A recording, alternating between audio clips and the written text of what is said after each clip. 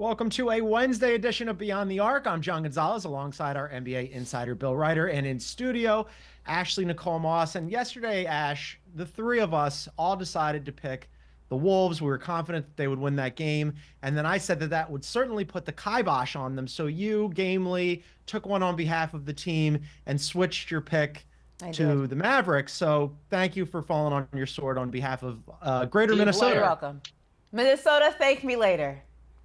Yeah, huge. That is, hey, they're still in it. We've got a little bit of a series. It's not over just yet. Later in the show, we're going to examine why people love to hate Rudy Gobert. That conversation continues. We'll discuss Ant-Man versus Ash's Dallas Cowboy linebacker favorite, Micah Parsons.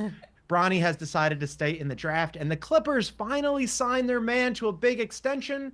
It's just not the man you're probably thinking of. But first, as we mentioned, the Wolves and the Mavericks. The Wolves pull out game 4, 105-100. The Mavs control that series 3-1, but the Wolves are still alive. And we have avoided the first sweep in both conference finals in NBA history. Bill, just 18 points have separated the first 4 games. You and I did HQ last night. Despite the fact that it's 3-1 Mavs, this has been a good series. It's been a great series. And maybe a little bit of regression to the mean here. Kyrie finally doesn't go supernova in the second half, or really at all. Luka wasn't particularly efficient. That Minnesota defense was able to lock in like they had, not just in the regular season, but over the course of the playoffs. And it was, look, I think there's an asterisk a little bit next to Cat. He was awesome. He was incredible in the fourth quarter. He was on fire, three-point shot for three-point shot. You got to stay out of foul trouble. A lot of those fouls were silly. He only played, 29 minutes. Anthony Edwards was awesome, but a little inefficient. I still think Cat, in terms of being on the floor more, and Ant, Ash and John, just in terms of maybe being a little better with his efficiency, have a higher ceiling that we've seen, which means I think maybe Ashley taking one for the team does lead to some thanks that Minnesota offers you, Ash, because I'm not saying they're going to win this series, but I think that if that defense can continue to do and befuddle those stars on Dallas the way that Minnesota's did last night, there's a world where I think in this competitive series, as you know, to John, I think the Timberwolves can hold it home. And while it's still huge advantage Dallas, the momentum shift would be interesting. Listen, I think that first and foremost, shout out to Kat for taking time off from shooting 1,500 threes a day. He was able to save some of that energy for this game, which ultimately helped his team out. So, Kat, see what happens when you cut those hours maybe in half. So instead of 5.5, it's 2.5. Shout out to him. But listen, in all seriousness, Kat's a great shooter, and we make the jokes about sometimes the exaggeratory statements that he makes, but he's a great shooter, and it was only a matter of time before he got out of his own head and does what he does well, and that is shoot the basketball. And, speaking to a bunch of former players, and I was on HQ with Rip earlier, he says sometimes that's all it is that a player has to get out of their own way, and I think we forget because Kat's been in the league for a lot longer than Anthony Edwards, we forget he's never been in this particular position. So sometimes the lights are bright, the pressure is intense, and it gets the best of guys who can kind of play really well in their sleep. And Kat's one of those guys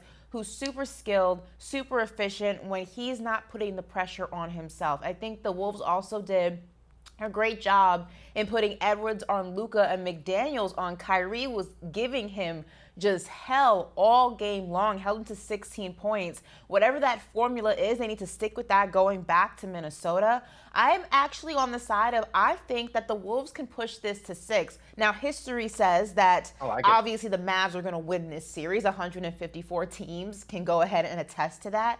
But I think that the Wolves have a little bit more pep in their step, a little bit more confidence in themselves after stealing one in Dallas, that they can go back home, handle business, and ultimately, like I said, I think the Dallas Mavericks handle things in 6 games.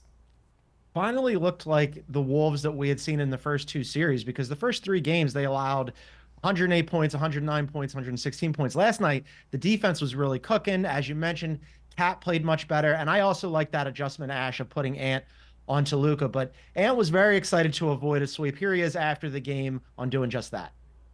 I mean, I ain't never been swept in my career. C. Hines texted me this morning and told me that even though I've been to the playoffs only 3 times, I've never been swept. So, I took it personal, man. I didn't want to go home. I didn't want to get swept. I definitely didn't want to get swept. Not on their home court, hearing the fans talk trash all day. So, I think we came out and we competed at a high level today.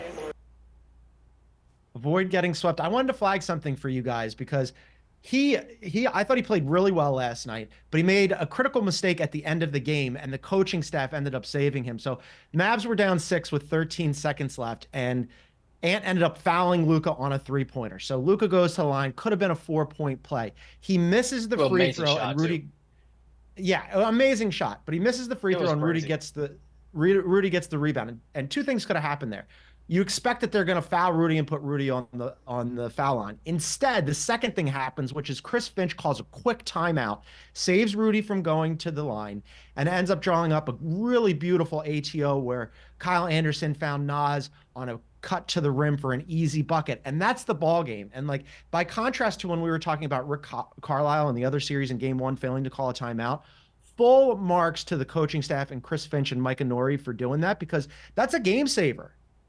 I was excited about it. My dad and I were actually debating it because I guess from the replays that we saw, I couldn't actually tell if Ant actually touched Luka. Like, it kind of. Oh, he got him. Oh, he got him? Okay, so the replay, I think so. the replay wrist, right? I saw looked like borderline phantom. Like, you call that now? Like, he barely touched him or didn't touch him. I couldn't really tell. But yeah, he got saved obviously by the missed free throw. And, credit to credit where credit is due to the Timberwolves coaching staff. But, yeah, we were like 50-50 on, is that a foul? And even if it is, you call something like that? It was a little suspect. But ultimately, it worked out in the favor of the Timberwolves. I feel like we got cheated out of the 4-point play because we all want the series to extend so we have more basketball. But it was such a magnificent shot that I thought, okay, Luka's going to come up. He's going to make this free throw. And then we're going to have a little bit of gamesmanship at the end. And that play sort of summarized Dallas in that game. They were so close several times to being extraordinary. And then just some of the little things that they've done over the course of the first 3 games of this series, especially at the end of games, they couldn't do. And I also want to say this. Kyrie's amazing. Kyrie's going to be amazing. It was inevitable that he was going to have a game where he was a little bit cold, where he wasn't able to take over a fourth quarter. And the fact that – because I would love the Timberwolves to be the first team to come back, or at least like the Celtics last year to push it to 7. Kyrie's not going to shoot like that 3 more times in 3 more games. And the fact that Dallas almost won that game, even though Kyrie had a pretty off night, I think is telling of just how good this Mavericks team is and how much higher a level Minnesota's got to go to if they want to keep extending this series. I'm sad that Kyrie's perfect closeout record has come to an end. Yeah, you're right. 14-0. Oh, yeah, I forgot about that. And now he's 14-1. It was a beautiful record, an impressive record. I love Kyrie like you. Ash, so we've always been the Kyrie fans. Right, you've been on the Kyrie train forever. Yeah. But I was really sad about that. I was like, oh, what a perfect, beautiful record. Good call. No longer perfect. Well, he's got another shot coming up for Game 5 in Minnesota. I'm curious though, because you're right. Like Kyrie, I thought the adjustment, the switch to put Jaden McDaniels on Kyrie, just switch that up and have Ant on Luka was a smart tactical move by the Wolves. But we haven't really seen the 2 stars for the Wolves and the 2 stars for the Mavs all show up. All 4 of them show up in the same game. And I'm curious what you guys think would happen if all 4 of them have a good game. Like, who wins out in that scenario? I mean, I think in that scenario, this series is what? 2-2, maybe. I mean, you could make an argument it's 3-1 the other direction. I mean, there's a lot that goes into these things, but there's also the reality that when your stars play better than their stars, especially at this point of the season when you're evenly matched and you have 2 really good defenses, that team tends to win. So, John, I think if Cat and Ant were able to outplay Luka and Kyrie over the next 2 games, I think we very likely, no guarantees, very likely have a Game 7. And it gets harder for role players to perform at the level you need to, like a pretend star, to really give you those games. The deeper you go into the playoffs, you hit on this, Ash, like the pressure is more significant the closer you get to the finals. Closeout games are hard. So, yeah, if those 2 stars from Minnesota start balling and outplaying those 2 stars for Dallas, Give me the Timberwolves to at least make it more of a series than it's been. I think if you're going to go ahead and have 2 stars on both sides, holding down the fort and doing what they're supposed to do for 4 quarters, I think then it comes into the conversation then becomes, who do you think's the better coach? Because then it's going to come into schemes, it's going to come into decision making, and I would give the edge to Jason Kidd in that battle. I think also being the former player, being a former champion as well, he kind of knows what the mindset is. He knows what the way that the game changes, essentially with all the intangibles and things like that. I would give him the slight edge. So I think when you start going into like everyone doing what they're supposed to do in the game, I think it comes down to a coaching conversation. And again, I would give the edge to the Mavs in that battle. All right, we'll see which of the star duos show up in Game 5. We have so much to discuss from these two teams and from this series, including Rudy Gobert. People love to hate this guy. That conversation continues. We're going to have it right here on Beyond the Arc coming up next on CBS Sports Network.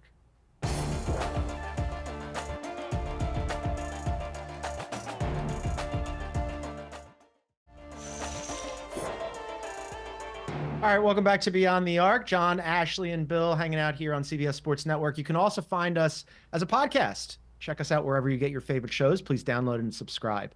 All right, Rudy Gobert. We're gonna set this up as the online conversation around Rudy Gobert, especially like Draymond was on the TNT show last night. We all know how much Draymond hates him. Kendrick Perkins has been trashing Rudy Gobert. A whole bunch of people have trashed Rudy Gobert. He went for 13 and 10 last night. And I just want to sort of interrogate the premise, Ashley, about why do you think people love to hate this guy so much? I know he likes to be the villain. He certainly positions himself as such. He's goofy. He's aggravating. But I think the hate's gone too far. I'll explain why in a little bit, but you go first. He coughed and then COVID happened. No. That wasn't great. It wasn't a great. That was a bad one. It wasn't a great moment in time. Not. Hello, we have peaks and valleys. Peaks and valleys. Yeah.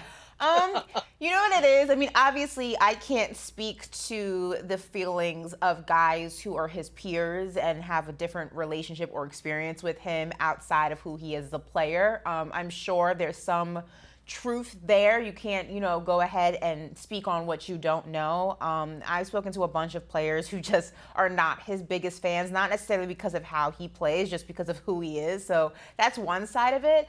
But I think when we talk about him as a player, and we'll keep it here in this realm, I think it's the frustration of him winning DPOY 4 times as a non-American player. And then you see him in games that there's a lot, on the shoulders of them.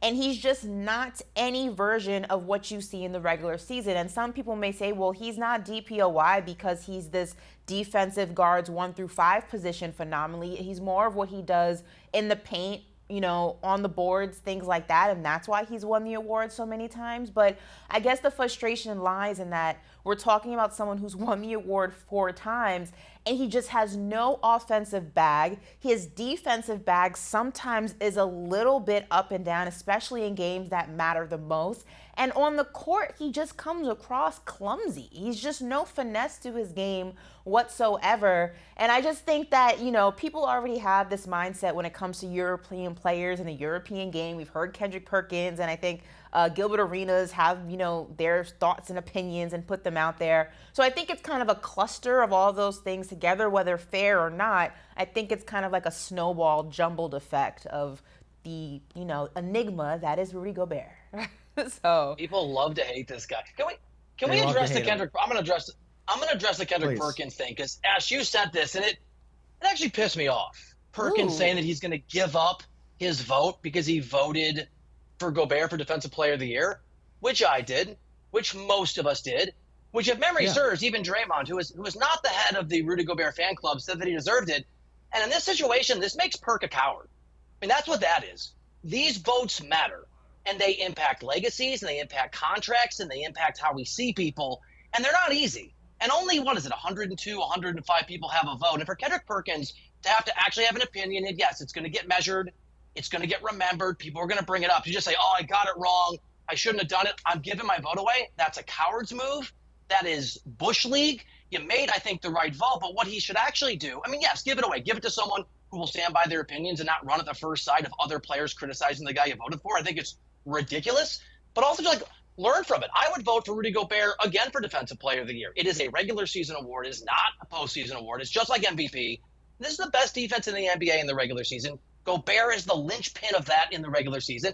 And John, I don't think he's been that bad in this postseason. He hasn't been amazing. He has not been the best defensive player maybe in the postseason, but they're still winning the Rudy Gobert minutes. They're still in the conference finals. He's not exclusively to blame for the fact Cat forgot how to shoot until the 4th quarter yesterday and Ann has run out of steam and they haven't had enough offense. This is a guy like Perk who used to complain about the media not knowing anything about basketball, showing he doesn't know anything about media and running for the hills because he's embarrassed that he's not as good, at least in this little moment, at this part of his job as he was hoops. I'm offended on behalf of all the people who voted and all the people who should have voted. So good. Get your vote up, bro. But like, please next time have a little more courage of your convictions. I want to run some. Okay, go ahead, John. Yeah, I just had a follow up to that, but I'll wait. Go ahead. Well, my quick follow up though is that we've heard. I'm not defending Kendrick Perkins at all, but I think there is some level of a conversation to be had about media votes when there's repercussions for those awards and that voting process when it comes to contracts, right? We hear guys talk about this and complain about this all the time, that why is the media responsible for whether or not I'm eligible for a supermax? And obviously Rudy Gobert has been able to get paid handsomely because of how many times he's won DPOY or winning it just once. And then there are guys who miss out on All NBA, who miss out on winning DPOY, and there's a direct line of correlation to how much money they're able to make. And we have seen that, and we've had those conversations on this pod, maybe not on network, but in our group chat, on YouTube. So I'm just wondering from you as a voter, great question. Do you think that there is maybe some level of improvement that can be made to the voting process because there is a direct correlation to how it affects players and their money? I love this question, and it's a great question. I have an answer. One, we the voters don't decide if it impacts contracts. That's the players who decide that in their negotiations with the NBA and the Players Association. So we vote for this because that's what the NBA stipulates, and the players are the ones who agree that our votes, the awards that we hand out, are the ones that impact their contracts. So that's a question. It's a great point. It's a question for the players. But I'll say this in defense of media voting. We are actually pretty good at leaving our frustrations or our personal opinions behind. In 2000, I think it was 15, when Steph Curry won that MVP. Now everybody loves Steph and celebrates Steph, but people were furious about Steph Curry in the NBA winning that award. I had multiple stars, fixers, agents, handlers trying to tell me why I should write it. Steph didn't deserve it. And if you remember, the Players Association, same group that lets my vote impact their income, decided for the first and only time ever to do their own MVP award because we had basically gotten it wrong. As it was an insult to Steph Curry. You know who they gave it to? They gave it to James Harden. And in retrospect, that was so embarrassing and that was so off because it was the year I think that Steph was unanimous that they never did that again. Look, you're right, I don't like Chris Paul. He doesn't like me. We haven't gotten along. Those have been my interactions. I voted for him, 4 weeks after he screamed, a Quentin Tarantino number of F-bombs at me in a crowded Clippers facility. I put him either third or fifth on my MVP ballot. You'd have to go look. I can't remember if it was third or fifth. But the point is, I do take the job seriously and the vote seriously, and I wouldn't leave somebody off who deserves it in a way that I think maybe a Draymond Green might, right? Where you compete against these guys so much and it's so personal that it's not going to be a fair shake. And I think that NBA Players Association MVP that they gave to Harden, that they abandoned because they realized they look silly, is a really good example. Why, even though it's imperfect, I think media voting is probably a better process than if you have a bunch of guys who, to your point, Ash, don't like Gobert, but maybe it's more personal than it is about basketball. To bring it back to Perk and his vote, he should give it up because, and here let me actually dig into the numbers, like the actual facts of the case, because I understand why people like Perk and Draymond look at Rudy and go, I don't like him. He's not been good in the postseason. But when you look at the numbers, the data does not back that up. I know that they're looking at it from game 2 when Rudy Gobert was switched on to Luka and Luka put him on skates and made him look foolish. And they go, see, he can't play isolation defense. But that's not the case. Look what happened last night. They had Ant Edwards on Luka. There was a play in the third quarter where Luka put Ant on skates in isolation out on the perimeter. And then at the end of the game, Ant fouled Luka on that three-pointer that could have been a 4-point play. That isn't a Rudy Gobert defense isolation problem. That's an everybody in the NBA has a Luka Doncic guarding problem. And if you look at his on-off numbers this postseason, he's plus 118. They're plus 118 when he's on the floor and minus 30 when he's off. Those are not by a little bit, but by a lot. The best numbers on the Wolves this playoffs. He has been excellent this postseason. And also the second spectrum numbers, not to get too into it, but he was a very good isolation defender this regular season. So when guys like Perk get upset or Draymond and go, see, he can't defend, I'm like, this is too ridiculous. I mean, like, just for 1 second, take a look at the numbers, just 1 second. And like, maybe ask yourself if your bias is about you don't like the guy and not the player. That's all I'm saying. End of sermon. I'm done. I'm done defending I Rudy just Gobert. thought it was funny when him and Kat slid into each other. That was funny to me. It was. You know. Yeah. But yeah, I mean, he listen, does goofy stuff. I think that But does anybody? I think that the issue is a little bit of everything, right? I think there are moments in the game where he does bonehead things, and he slides into Cat, or like his offensive bag is non-existent, which I feel like has been his entire career. It's not like it's a surprise, like all of a sudden the man was shooting 3-pointers and now he forgot how to play basketball. That was never really his game. And last time I checked, it's not really Draymond's game either. He's not known for, his 3-point shooting and things like that. And his offensive bag, I would say, is above Rudy's, but that's not saying much. But I think it's a little bit of everything. Like I said, there are a lot of guys who are not big fans of Rudy Gobert. Maybe they think he's not a 4-time Defensive Player of the Year. And I think that when you see him in games that matter, sometimes those bonehead things that he does, or those lapses of judgment, just kind of help fuel that narrative. But I said this when the award came down, and it was once again Rudy Gobert. Listen, you can have your feelings about him and who he is as a person, as a player, whatever the case may be, but you don't win DPOY 4 times by accident. And that's really just what it comes down to. You maybe win it once by accident. You don't win it 4 times by accident. There's a reason he's a 4-time Defensive Player of the Year, and that's because he's a good defensive player. And that's really what it comes down to. He is a good defensive player, even though people don't like him. But we're going to take a quick break and talk about somebody who's almost universally loved.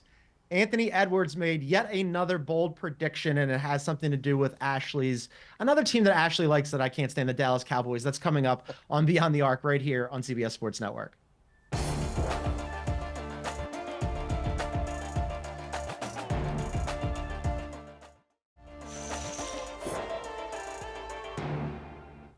All right, welcome back to Beyond the Arc. John, Ashley, and Bill hanging out on a Wednesday. All right, we were discussing the chances that the Wolves climb back into this series. Tall order. They got 1. That's a start.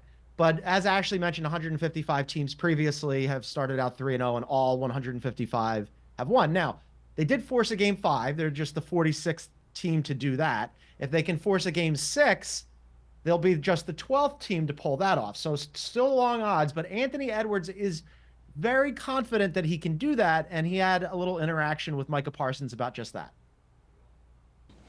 Micah Parsons, he was rocking the AE1s, and I told him he wears size 14. I'll bring back some nice shoes for Game 6. That's what I told him.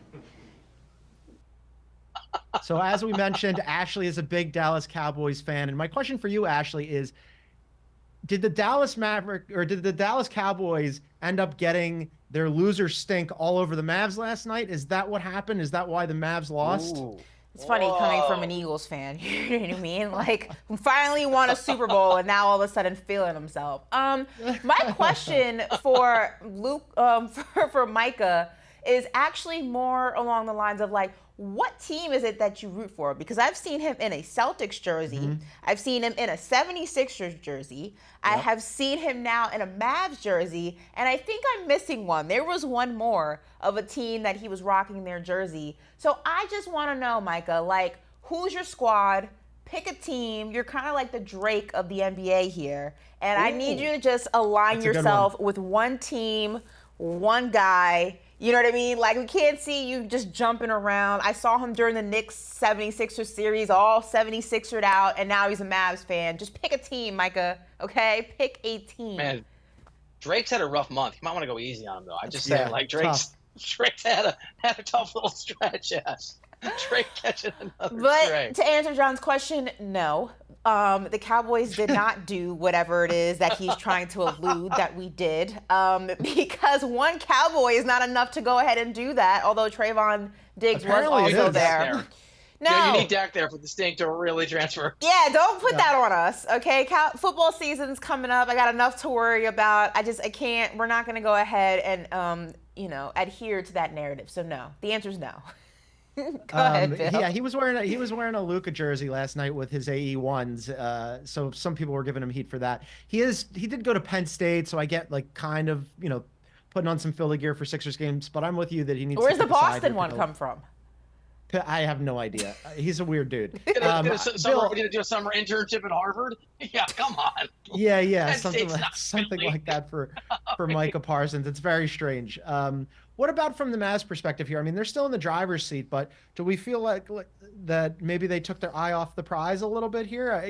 Not a great game, not efficiency-wise from Kyrie. I'm not going to put that all on Kyrie, and in fact, Kyrie was asked about it last night, and he said that he gave Jaden McDaniels full credit for really guarding him extremely well. But you go back to Minnesota now. The Wolves have a little bit of momentum on their side. If they force a game 6, now you're like, I don't know, things get a little tight. Yeah, I don't think it's the Mavs not focusing or letting go of the prize a little bit, right? Letting go of the rope a little bit, as Eric Spoelstra would say. It's hard to close teams out in the NBA. It's hard to eliminate teams for a reason.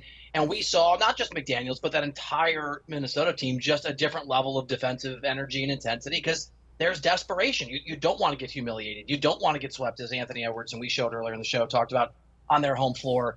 And it was inevitable, I think, in that context. And again, hard to close teams out that one of those two guys between Luka and Kyrie were going to have an off game. Really, they both did. I mean, Kyrie really struggled. That is not who he is. It's just who he was in game 4. And Luka wasn't particularly efficient. So Dallas still in the driver's seat. This was inevitable. You were probably going to lose a game in such a hotly contested series, as you talked about, John. I don't think a lot separates these teams. Now, you and I both covered that Warriors team that was up 3-1 against that Cleveland. And not just that, I covered that whole Warriors run. They were also down 3-1 to Oklahoma City. And so I have seen, and you have seen, and Ash, you have seen enough series where not a 3-0, but when momentum starts to shift, it can be an avalanche, and it can add up. So if I'm Dallas, you just want to go to Minnesota. You want to put them out of their misery. You want to end this thing. Because if you go back for a game 6 in Dallas, all of the pressure is on the Mavericks to win that game. Because then you face not just the idea of losing a game 7, but being the team to redefine loserdom in history in the NBA playoffs. Yeah, I mean, I don't think it's cause to sound the alarm if you're the Dallas Mavericks, right? For 2 reasons. One, it's hard to win 4 games in a row. It's hard to sweep. The Boston Celtics made that look a little bit easier than it probably was, but it is hard to sweep. It's hard to win 4 in a row. Also, there was more pressure on Dallas to close out this series than there was on the Timberwolves to win the game, and I think that worked in their favor. Sometimes when you're the team that people are expecting to get swept and aren't expecting anything from, that allows you to kind of play more comfortably and to not worry about the bright lights and what everybody's saying in the media and what the fans are thinking. It just allows you to play your game, whereas on the other side, Dallas knew we win this, we go ahead and close it out. We have some rest before we face the Boston Celtics. Sometimes that gets you in your head and you do things that you normally wouldn't do and you play a game that you normally wouldn't play. So no reason to sound the alarm. We've seen this story before, and we've also seen that most of the times this team, the winning team in this situation, the Dallas Mavericks, will win game 5, and then this will be a forgotten thought. Although I'm hoping we get at least 6, because then it gets real spicy, as Bill alluded to. But as history has shown, usually the team that goes down, the team that was leading 3-0 and they lose a game to close out the series, ultimately wins it in game 5. So it wouldn't surprise me if the Mavs win game 5, right? If they this entire series has been extremely close, and they could have won last night as well. So if they rebound and recover and win that game in Minnesota on Thursday, that wouldn't surprise me. I will say, though, that last night when I was watching that, it kind of felt like they were going on muscle memory, and they just expected to close it out and win that game because they've been so good in the clutch. I mean, they had 5 straight games where they trailed under 5 minutes left, and they won the previous 4. And they have the best clutch offensive rating in the regular and the postseason. So, as I'm watching that, I expected them to close out the game because they had done it so many times in a row. And it felt like almost that maybe they did too, and then they were a little surprised, especially when Luka hit that 3 on the and 1. Yeah. And then he missed the free throw, and he was biting his jersey because he knew that was the opportunity. That was the moment where they could have really sealed it, and they didn't. So, I don't know. Maybe they just took that a little for granted. I wanted to run this past you guys, too. Call them the Dallas Celtics. Because that's a Celtics thing to do. You expect to win the game, you expect to win the series, so you kind of coast through it, and then all of a sudden it's like, wow, we actually lost that one. Got to get back on the horse and make sure we handle business. So I expect we see that Celtics-esque performance from the Mavs, and they kind of snap back into reality and say, all right, we can't play around with our food. Let's send these guys home. Do we think that they were missing? I mean, no Lively last night. PJ Washington has really cooled off. He's 6 of his last 27 from 3. Like those role players that were super hot in the Oklahoma City series have kind of cooled off a little bit, with the exception of Jaden Hardy, who all of a sudden now is getting major minutes and playing really well. But how do we feel about the two supporting casts? Yeah, I mean, look, I thought this, again, to me, it's a regression to the mean.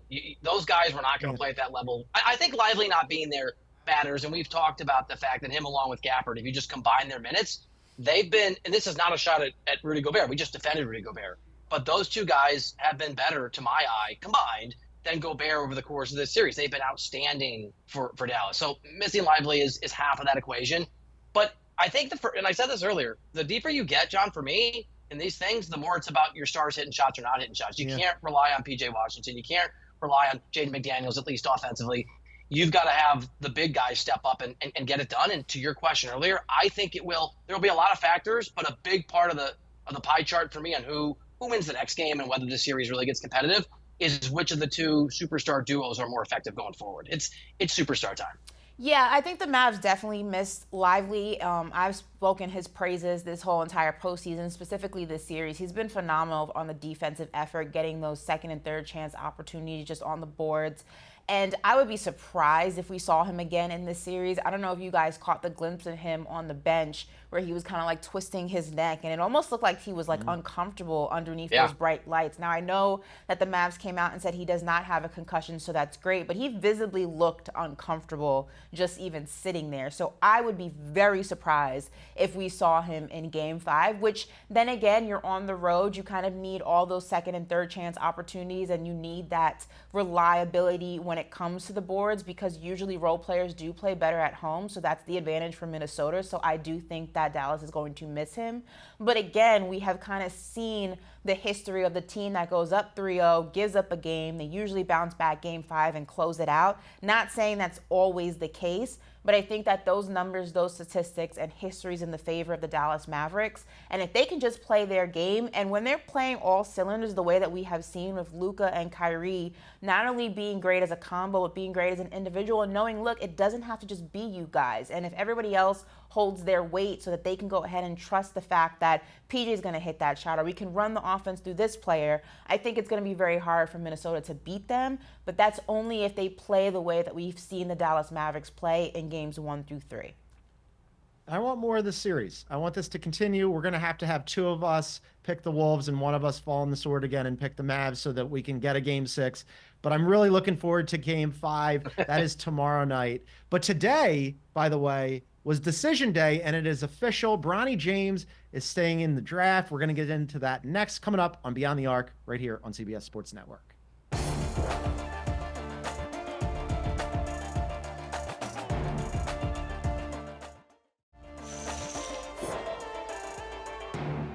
All right, welcome back to Beyond the Arc. Be sure to check out our YouTube page. You can find that at Beyond the Arc CBS. Please subscribe, hit the like button, leave us a comment. We're going to have a whole bunch of videos up there from today's show, including this next topic. Today was the deadline for Bronny James to decide if he's in or out of the draft. Turns out that he is going to be staying in the draft. He's not going back to college. I got my own thoughts on this, but Ash, what do you make of this? Did he make the right decision? I mean, he made a decision that's best for him, but my biggest question then is if he's not going back to college, which the deadline has passed, as you just said, my question would be then why are you only working out for 2 teams? If you are going into the draft and you want to be a serious draftee, and prior to him entering the draft, there were the rumors that he was leaving USC in part because it just wasn't the right fit, but in part because he also wanted to kind of forge his own legacy, and there was rumors that Ohio State could possibly be in the running to land Bronny. So my question would be, if that was the reason or one of the reasons why you wanted to leave USC, then why is it just the Lakers, which is the team your dad plays for, Phoenix, which is the team that allegedly is in the running to get your dad, are the only 2 teams that you'd be working out for? So obviously Bill can speak more to this than I can, but I would like to see a draftee kind of go through more than 2 team workouts, is my point. Ash, you're so right. And this is the big concern I have for Bronny. And I was in Chicago. We discussed this. I thought he was incredibly impressive at the draft combine. Everybody who was around him thought he was incredibly impressive. There is a world, I think, where Bronny can have a successful career, but I think this is the biggest hindrance to his potential success. and I hate to say it, but it's his dad. He is being so stage managed. Because you're right, Ash. The path for him is to go and do visits with every single team that wants to try him out in person, to prove his way with every single team, not just because it expands the field of possible teams, but because this is the path he's going to have to take to be successful. He's not going to, when he gets drafted higher than he should because of his last name, suddenly morph into a guy who's a first-round or a second-round talent. He is neither a first nor a second-round talent. That is a reality from every person that I've talked to, and it's multiple people who have scouted him in person and then who scouted him to whatever degree that really matters at the combine. And so what he's going to have to do, and we've got reports that pile up, right? This notion that he's not going to sign a two-way deal, which means he doesn't want to go back and forth between the NBA and their developmental league. Huge problem. Huge mistake. You need to be doing that.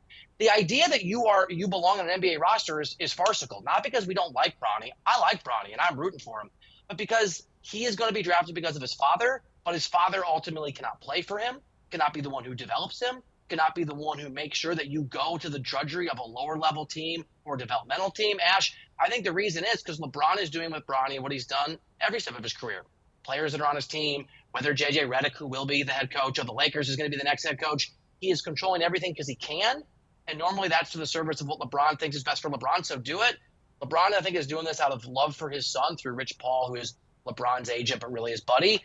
But it's a mistake. Fathers can make mistakes for their sons when they love them, and I think that's exactly what's happening here. It is a mistake. I mean, he had 10 invites, and he declined 8 of them.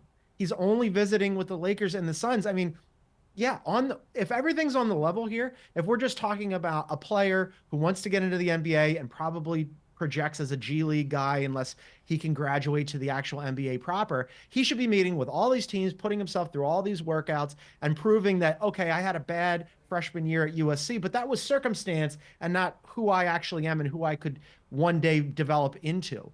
And so, yeah, that's a red flag. That would be a red flag for me and for any other organization that wants to draft him. But that's probably the point, right? Because what you're doing here is signaling, no. We don't want like the majority of teams to take Bronny James. We want a handful of teams that are LeBron pre-approved to take Bronny James. And I think like that's setting him up for a really tough road, right? Because you're slotting him into a team that you've predetermined.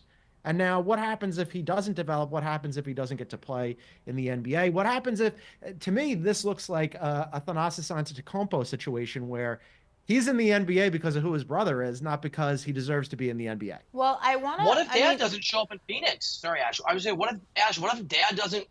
What if the Suns take him and then Dad doesn't come to the Suns? But what happens then? Taking it even a step further, I would be curious then to wonder, because I think we all made great points. If you're going to go ahead and forego going back to school and really invest in the draft and your future as, you know, an NBA player, that's great. That's fantastic. You would wonder why you would put so much stock in 2 teams unless conversations have already been had that one of these 2 teams are without a shadow of a doubt going to take you. And Bill, I'd be curious your take as the insider. Is that kind of what the possibility could be? Is there already a verbal handshake type of agreement that, look, you go ahead and tell those other teams you're not interested. It's either going to be Phoenix or it's going to be LA, but one of us are going to take you. And maybe that's why those workouts are only happening with those 2 teams. This is me being a conspiracy theorist. That's all I'm saying. No, I think you're right. So I don't know. Right? LeBron's people, Rich Paul has not called me up and said, Bill, here's my secret plan. But I'll tell you that other GMs around the NBA, and I'm thinking of a couple in particular who scouted Bronny, but where they draft, they're not going to draft Bronny James, absolutely believe that Bronny's going to go wherever Clutch Sports, which is Rich Paul's agency, wherever they designate he's going to go through Bronny and really Bronny's dad, LeBron. Now, I'll say this. I've posited this to these guys and a few other folks. They would not do what I'm going to suggest.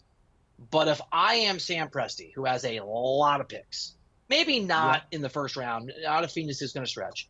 But if I am that organization, and maybe some other organizations, but the Thunder in particular, Ash, I'm drafting Bronny because he is not good enough to play in the NBA right now. But there's a world where if you develop him properly, and I keep bringing up the Gary Payton II comp, he might be. But the real value of this is LeBron. And the idea LeBron might arrive, might show up.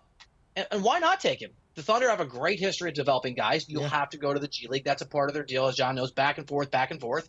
And LeBron doesn't have the leverage that he used to. And LeBron's ability to control things is always within the organization in which he plays.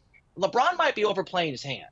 Rich Paul might be overplaying his hand. If you want LeBron, and that's a different question, I would actually draft Bronny, and I would actually argue that LeBron coming in and being disruptive is harder because you now have the rights to his son, and that is leverage over LeBron James that no one's ever had before. So if LeBron's going to play these Game of Thrones sort of moves, and he is, Ash, if it's me, it's callous, but if I'm a GM, if I'm Sam Presti, I might draft Bronny and say, too bad, he's here, we believe in him, and LeBron, if you want to show up, great, here are the parameters under which that's going to work.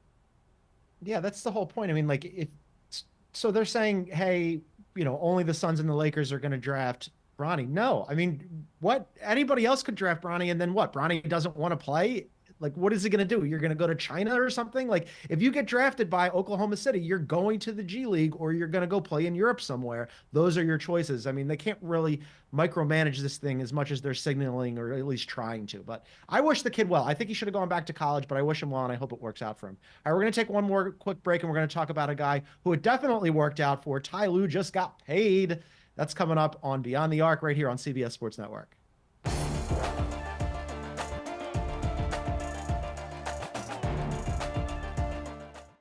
News earlier today before we came on air that Ty Lue has signed his extension. It's a 5-year deal worth almost $70 million, makes him one of the highest paid head coaches in the NBA.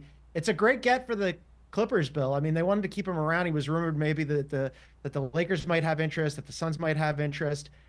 I'm less excited about the actual job for him, though, because he's got his work cut out. Yeah, no, he's just got a good retirement plan now. I'm with you. I think the Clippers situation, but I think this is inevitable. There was talk about whether he would go to the Lakers. There is not a lot of love lost between the Los Angeles Lakers and the Los Angeles Clippers, and this is an extension, not a new deal. So the idea that the Clippers were going to facilitate the opportunity for Ty Lue to go across the hall, I don't think was ever going to happen. And I think it also speaks to there is a cap, right? You can only pay players so much money. You can go into a second apron. You can spend the money if you want to, but there are some restrictions. No restrictions of what you pay your coach. And Steve Ballmer is the richest owner in the NBA. He is a very wealthy guy. And so this is one of those areas where if you're Ballmer and you're opening the new arena with all the urinals we like to talk about that he's built and trying to build a fan base, you are not limited in how much you spend on Ty Lue. Ty Lue, Ash, is an amazing coach. He would be coveted all across the NBA.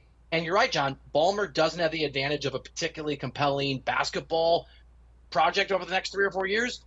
But that's a lot of money, and that's a really nice way to at least lock in the thing you can control if you can outspend other people. And you already have the guy under contract. I mean, simple and to the point, the Clippers had to do this. There's a lot of choices and decisions that they have to make going into this offseason, Paul George being one of them. And the last thing you want to do is lose a coach who has the respect of the locker room, who has the trust of the locker room, because most of those guys will still be there. At least your core, hopefully, will still be there in some way, shape, or form, 2 out of the 3. So as we've seen around the league of coaches losing their jobs because the locker room doesn't respect them, doesn't trust them, this was not one of those situations, and you have to hold on to coaches that have the respect of their guys.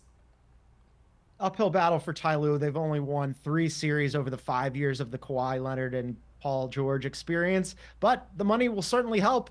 All right, that's going to do it for us today. Congrats to Ty Lue. But for our NBA insider, Bill Ryder, for Ashley Nicole Moss, I am John Gonzalez. We're going to be back at it tomorrow, gang, so please come and find us in podcast form. Thank you for tuning in today, and we will see you tomorrow.